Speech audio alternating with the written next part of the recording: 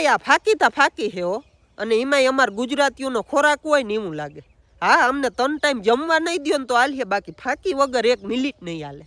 હા, ક્યાંક ગયા હોય તોય ફાકી, કોક આવ્યું હોય તોય ફાકી, સવારે ઉઠીને તોય ફાકી, સાંજે હુઈ તોય ફાકી, ક્યાંક બજારમાં જાય તોય ફાકી, ક્યાંક ફરવા જાય તોય ફાકી. ફાકીથી વેરે થાય અને વ્યવહારે થાય.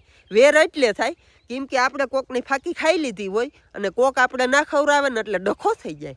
હા, અને કોક અજાણ્યા માણસને તમે આમ સલાહ કરો ને કે લે ભાઈ 2 દાણા, તો અમારે વ્યવહારે થાય. એટલે આ ફાકી હે ને અમારે બધું કરાવે. નૈકરી આખો દી અમારે ફાકી ને ફાકી.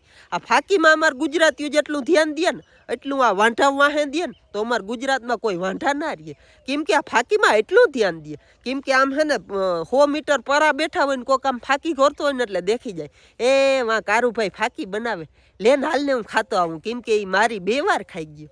એટલે ભાઈ ફાકીમાં જેટલા અમારા ગુજરાતીઓ ધ્યાન દે ને એટલું કદાચ વાંઢાઓમાં દે કોઈ વાંઢો બસે નહીં હો ગુજરાતમાં. એટલે આ ફાકી હે ભાઈ. તમે કયો હો ને ફાકી એટલે હું આ ફાકી ભાઈ. એટલે આના વગર તો અમને જીરી નહીં હાલે.